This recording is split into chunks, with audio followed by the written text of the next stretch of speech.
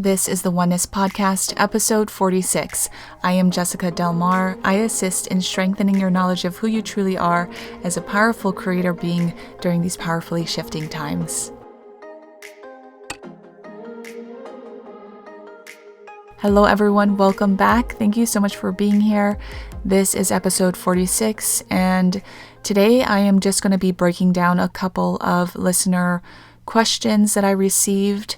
I have quite a few that I'm going through, so some of these are older, but of course everything unfolds perfectly, and even questions that may have been asked a couple of months ago, if I'm bringing it through at this moment, it's because it's meant to come through at this time. So, of course, perfect unfolding and timing to everything. So let's get started. The first question that I want to address is someone who asked, is Source experiencing harm, torture, gaslighting, narcissism, and parasitic human beings? And I like this question because, especially during this time where duality is so strong, you can really see and feel these very deep, dark things rising up from certain people, from the collective experience, and you can really see these things playing out. And so it's a valid question, why are these things happening? Why are people like this? Is Source feeling and experiencing it as human beings experience it? So this is the message that came through. The power of the physical form is the recognition of spirit and the understanding of spirit. It's also about recognition and understanding of consciousness. In the field of consciousness also exists the field of unconsciousness, meaning the dark, unknown parts of Source. Essentially, consciousness is simply energy, and the human physical form, through the mind, manifests consciousness as energy into physical form. So this is actually going to take me on a little tangent, but I'll come back. But I had a separate question from someone who asked if consciousness was energy. The question was, is consciousness energy, or does energy feed consciousness in some way? And what came through is that consciousness is energy, much like thought. Your question would ask very much the same thing as, is thought energy? Or does the mind generate the energy to receive the thought? So is consciousness simply a field that requires a mind in order to tap into? The answer is yes and no. Energy still requires energy to work, and consciousness exists in a field of infinite energy. So for consciousness to exist, energy must exist also. But it's a little like the chicken and the egg scenario. What came first, consciousness or energy? Consciousness is alive, and energy gives it life. They are one and the same. So that kind of clears that up. Consciousness is energy, but it's also this sort of field that exists that you need energy to tap into. It's kind of the same thing. It's also showing me right now a vision of a person looking in water, like clear water, and seeing their reflection. Consciousness is kind of like that reflection in the water. It is reflecting back at you everything that you are. It is reflecting back at the universe everything that it is. But the trick of pulling consciousness into form, into recognition, is through thought or awareness. So it's saying that that person who's looking at the reflection in the water is pulling that consciousness of what they're seeing into literally who that person is, in that person's awareness of it, of themselves in that water. If that makes sense, it really clicks into place with the reflection aspect. Consciousness is a reflection of all that is. It is a reflection of all that you are. It is a reflection of all that the universe is. Your awareness allows for whatever that reflection is to expand, to open, to grow. So going back to the original question, Energy in the consciousness and unconsciousness field is much like paint, but is pure energy, for lack of a better word. The human mind is what creates recognition, physical form, attachment, and understanding to that energy or consciousness. So the human mind is essentially the paintbrush that paints any picture with the paint being limitless consciousness. Source excites at the many different things that can be painted with the field of consciousness and unconsciousness. So does Source experience harm, torture, gaslighting, narcissism, and parasitic human behaviors? The answer is, to put it shortly, yes. This information is fed back to Source. Source understands all that is being painted with the paint through the human mind. The human physical experience allows us to paint whatever we want with these energies in the consciousness field. But the vision that it showed me was that beyond the physical human experience, so in the perspective of spirit, if you will, beyond the veil, Earth is kind of like a mirage. The energy is very fleeting, like smoke, or like a sparkler, or fireworks. It appears briefly and then it dissipates, essentially, energetically, as you're creating or manifesting. You use the paint to paint an image, but then it disappears. Earth was created for the soul to have a duality experience so that it can learn and grow through contrast. Attachments and judgments that humans create are what perpetuates the painting beyond the painting, and even perpetuates or imprints the energy into the soul. So basically, even though the energy of Earth is fleeting, it's like smoke, it's like a mirage, the energy that you're working with to manifest and the manifestations, if you will, it's still energy, right? So that energy is still felt in the body, and that feeling is then fed into the soul. The soul takes on that energy, and then because that soul is connected to the greater universe, it affects the greater universe. And so when these attachments and judgments become so heavy and dense within you, that's when it really starts affecting things negatively, I want to say, even though it's not really negative, it's just heavier and denser. When in essence, everything that you're creating and working with here in the earth realm should just kind of be something you're playing with, right? And experiencing briefly and learning from and sifting and sorting, knowing what you want in order to expand your soul and knowing what you don't want, right? So it's very much just a playground, but we've created so much attachments that keep everything heavier and keep everything sort of perpetuating, keep the energy perpetuating. When, if you just let go, that energy will also just let go. So when those heavier and denser energies start to come in and start to integrate with who you are, that's when it becomes more harmful, because again, your soul is what begins to integrate that lower vibrational energy. Your soul connects directly to the greater universe as well as to you in the physical, so it's sort of that liaison. So if the soul carries and absorbs too much of that lower vibrational energy, through the energy that it pulls in from your physical experience, it then also begins to pull the energy of the universe down. Lower vibrations of any kind must be maintained upon earth through righteous action, which is different from ego-based righteousness. So lower vibrations of any kind must be maintained upon earth through righteous action, which is essentially consciousness manifest as conscience. Are you aware of what you're doing and how it affects other people? Are you aware of whether you're hurting or helping another human being? These moral or righteous actions are what keeps energy flow balanced and in check. When there is harmful action, the soul must induce righteous action within its physical player, within you. But if the physical form does not take it or receive the message that righteous action must start to integrate in order to balance out any harmful action that you may have taken, then the soul is what suffers.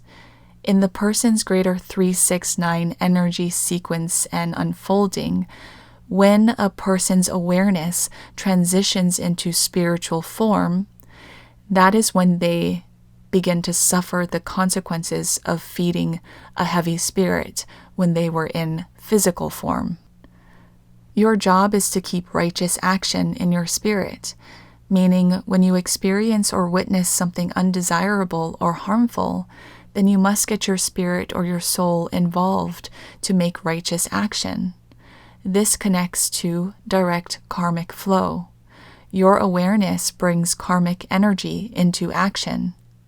Your intention for righteous action through spirit, not through ego-based righteousness, is what allows energy to balance wherever you direct it.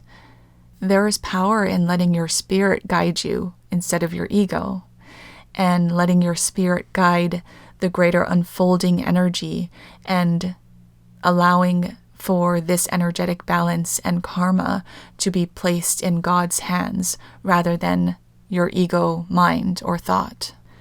There are many things that people paint that are dark and harmful in the physical world. We all know this. It's not desirable by spirit, and this is why most people are good and are led with good hearts and good intentions. Higher frequency energy is lighter, and therefore it carries a lighter and more expansive field or energy in the soul. And remember that when you paint with darker, heavier energies, your soul and your spirit suffer. So when you transition your awareness back into spirit, you connect back with that heaviness that you have fed your soul or your spirit during your lifetime. All is held accountable not by God, but by your own selves when you align in spirit form, which takes on the awareness of God. All is connected. Your job is to induce change by witnessing with spirit. Lead your form with spirit, not your ego. Leading your form with spirit, not your ego, is what drives your most desirable, expansive experience. But when you do experience the undesirable, you must let spirit lead you through the darkness and into light, where you will not carry the burden of the undesirable, but also affect powerful change by handing the outcome over to God. The other thing that you must know is that there is immense beauty, wonder, abundance, and good things in the world that will gladly serve you. By appreciating the good things in life, you grow and tend more good things. Without the darkness, the beautiful things in life would not be as appreciated. It is part of a cycle of light and dark that dance together in perfect harmony. And remember that in light is dark and in dark is light. They cannot exist one without the other. The more that you understand this, the more that you appreciate both good and bad, because they give birth to each other. This next question that I wanted to talk about is from Sarah from Hawaii. It's always good to hear from my Hawaii people. And I'm going to be playing a voicemail recording so that you can hear the question. Hi, Jessica. This is Sarah in Hawaii. I just listened to your latest episode. It was really exciting. And I just had a question. Like, if you have specific tips for the different emotions, I think I'm pretty good at experiencing anger and fear without attachment and kind of going into that black hole space. But sadness is one that I get kind of hung up on, and there's more attachment there. And I'm trying to kind of get creative and inventive with ways to experience sadness, which I experience a ton of sadness all the time, but without attachment, and like really going into the void with that one as well. So if you have specific tips for the specific emotions, that would be great. Thank you. Thank you so much, Sarah, for sending in your question. And of course, I want to address this. And when I bring this through in writing, of course, like so much more information comes through instead of the direct answer to your questions. So just kind of take it all in leaps and bounds. So a few episodes back, I spoke about the vibrational guidance scale shifting into sort of this new earth vibrational guidance scale. So if you haven't yet listened to that episode, be sure to listen to that episode. Energy, in that greater perspective of energy, does not feel emotion, but it feels emotion through us here in the physical. Your soul experiences the fullness of life through you. When you feel any emotion, understand that there are two things happening. Number one, your physical form is reacting to a situation, a person, place, thing, circumstance, etc., that is occurring in your physical reality. But on the other hand, number two, your soul is feeling not the actual emotion, but the energetic frequency and vibration of the emotion that you're feeling in the physical. In spirit or energy, emotion in the physical is felt much like a new note or a key that adds more depth and fullness to a song. Our ability to move through our emotions allows the soul to move through the song. When we get stuck in an emotion, the soul gets stuck in the song. So first, you must recognize how beautiful it is to experience the gift of emotion. Your ability to process emotion is what allows you to move through it. If you're unable to process emotion, you get stuck or you stifle it. So if you get stuck, you must know that there is something there that you must further learn in your ability to process the emotion. We are in a time where all repressed energies and emotions, or unconscious energies and emotions, are rising and surfacing. To accept all things as they are is to accept yourself for all things that you feel. When emotions rise within you, the best way to process it is through the heart, because this is where the emotions reside. When you try to process emotion in the mind, it often does not compute because the heart and mind work in different processing systems, even if they work together. It's very much like different departments within a company, like the design department and the marketing department. Even though they work together, they are very different and handle very different sides of the greater operation. When emotion rises for you, to be able to feel it in the heart is a blessing. When you do, the message is sent to the greater soul to experience it in its musical masterpiece, if you will. In the case of getting stuck, you must recognize the beauty of the emotion. Sadness is a beautiful emotion. Too many people stifle its beautiful energy, and too many people lean too far into its powerful energy to where it turns dark or overwhelming. Have you ever listened to a song that invokes deep sadness within you? You feel it deeply when you are listening to the song, but when the song ends, you can feel yourself moving out of that sadness. So is life. When something happens that creates sadness, you can move through these powerful 4 steps, which I'll talk about. But first, to move through these 4 steps, you really must be able to pull in some form of self-awareness first. So number 1, when something happens that creates or evokes that sadness within you, you have to know that it's okay to feel it. You have to give permission and allowance to feel it and to feel it fully. And this goes along with your process of healing, because I know a lot of people, especially in the early childhood days, your inner child has felt stifled. You may have felt like you weren't able to express your emotions fully, or things happen, trauma happens that makes you stifle or repress energies and emotions. So when you grow up, the way that you process emotion is very much hindered because you're not able to fully feel into it or fully receive it or fully acknowledge it. On the other hand, these early childhood traumas, when it comes to emotion, also leads people to overwhelmingly feel things. Even if you overwhelmingly feel things, the processing of those emotions as well from that point of view is also hindered because it's imbalanced. So the first step is to give yourself permission.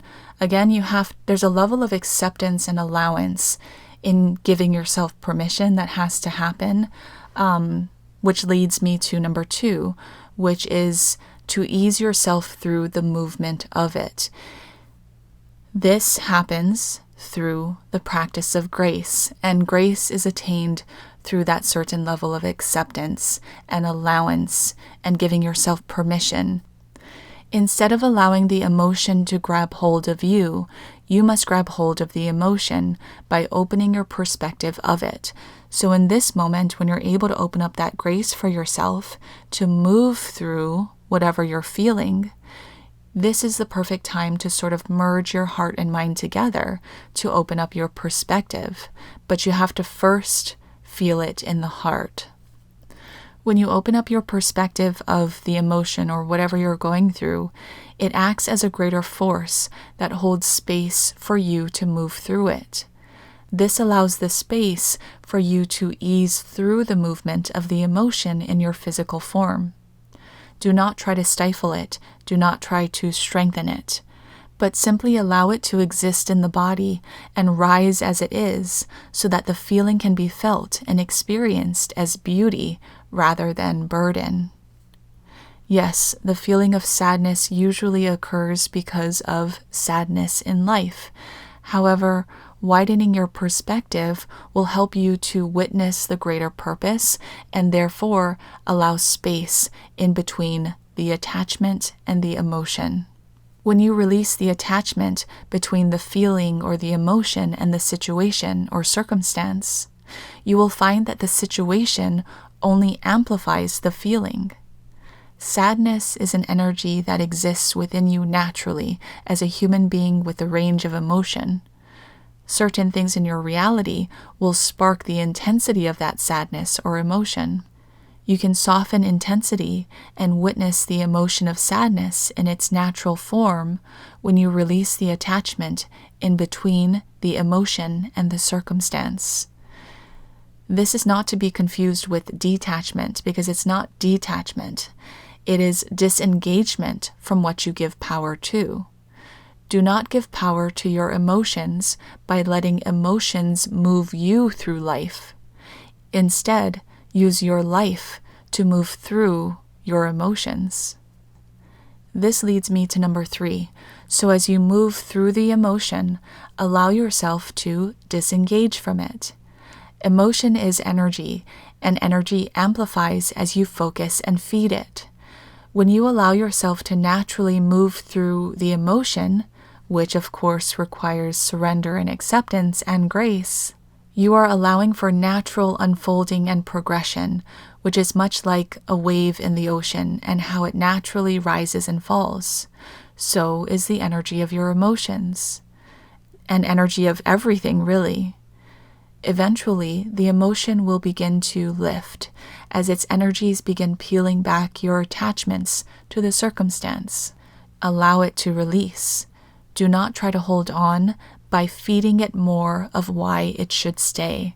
This is important. A lot of times we unknowingly strengthen the attachment between emotion and circumstance or emotion and situation by feeding the emotion or the feeling reasons why it should stay, or amplifying our thoughts about the circumstance or the situation which led to the triggering of the emotion. So amplifying our thoughts about the circumstance or situation will only strengthen that emotional feeling because they're connected if you still hold the attachment between circumstance or situation and feeling or emotion. When you bring in these steps of self-awareness, you will know when it's time to let go. You will feel when that wave starts to go down. And this then leads me to number 4. As that energy starts to subside because you're allowing yourself to release the attachment, it also gently releases the emotion. And so number 4 is your gentle release of the emotion will open up more surrender for you or within you.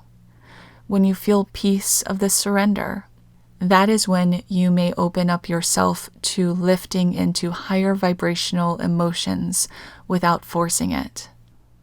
With that being said, with your awareness of where you are in your emotion and your ability to process it with these steps, you also want to weave in better feeling things along the way as you are unfolding the processing of your emotion, right? So part of that easing through the movement of the emotion is, yes, allowance, but also adding, it's like creating a recipe, right? Adding more spice, adding more salt to make it better. So how can you make your experience better? Because you know where you are and your awareness of where you are with your emotion, and you know where you want to be. You know where the process is heading. You know where the path is unfolding to as you move through this emotion. You know that you're moving into a better feeling place. And so how can you add things into your experience to help open up that path a little bit more? Again, like the recipe, if you know the full recipe and kind of how it's supposed to taste, then you know how to add certain spices and ingredients to get it to taste how it's supposed to taste. And that's the same thing with adding more joy and more ease into your experience from a place of not joy and not ease. You know what joy and ease feel like. And so how can you add those ingredients into your life to open up that path a little bit more? And those things will be revealed to you. You know, pet your cat, watch a funny movie, go for a walk in nature, do things that make you feel good in those moments. Because as you do, that is what helps open the perspective. That's what helps open your awareness more. It helps release the attachment more. It helps you move more into surrender, and it helps you move more into ease. It helps you let go a little bit more. And of course, it adds more of those ingredients of where it is that you want to go, more ease, more joy. When it comes to emotions, because I'm also such a deeply feeling person, I always say it's never an overnight thing. It's always a process. It's always your ability to move through it one step at a time, one step at a time. So if you're able to nurture yourself one step at a time, and in those now moments, ask for what you need, those things will be revealed to you. So it's also very much a process of connecting back to the now moment as you move and process through your emotions. When you're in a place of surrender and following with these 4 steps, it's all essentially bringing you back to the now moment, because in the now moment, there's that release of attachment. There is full surrender. There is trusting the process. There is trusting in the unfolding. There's faith in a greater purpose and greater picture to everything. And there's also a greater purpose in the emotion that you're feeling. So you know that you need to be feeling it for this greater, grander purpose. And so as you're brought more into the now moment, everything starts to make more sense on your journey, despite whatever you're feeling, even if you're feeling deep in those sad places.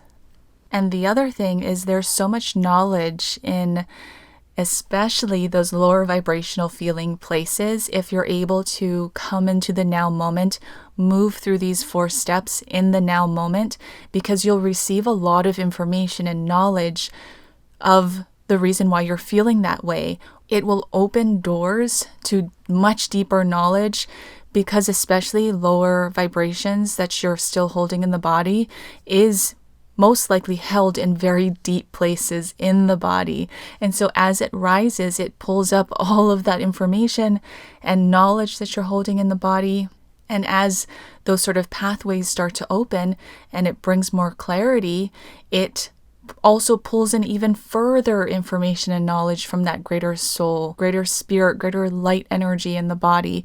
And especially, again, if you're processing and moving and working through lower vibrations that are held deep within the body, you're opening up more space in the body to receive more light. So it's all part of the journey. It's all part of your awakening journey and process and evolution as a human being. And that's why it's so beautiful when you learn how to truly process and work with your emotions.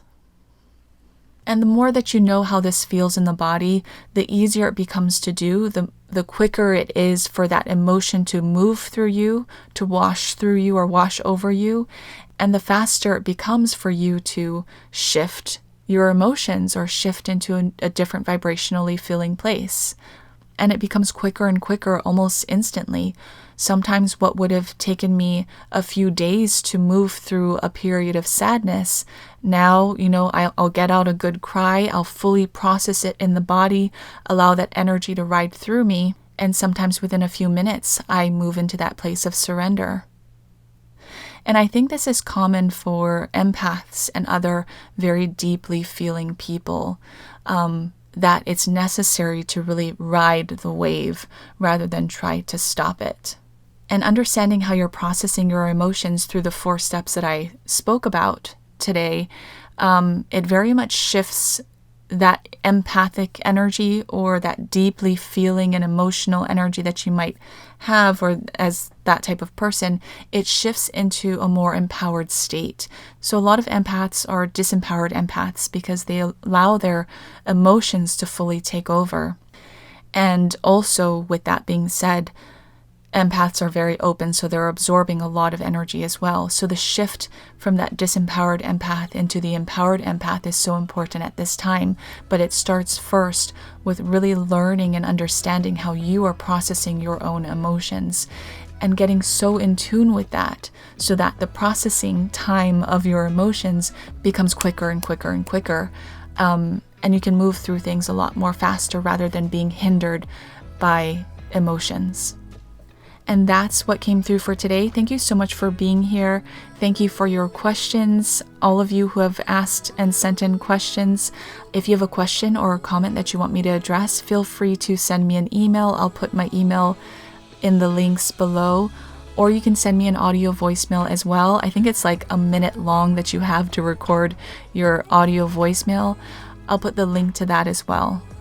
Again, thank you so much for being here, for listening in, and for all of your support. This podcast can now be found on all podcast platforms, so listen and subscribe on Apple iTunes, Google Podcasts, Spotify, Anchor, Breaker, and YouTube. I'll see you in the next episode, and remember that all is truly well. Oneness, love, and peace be with you.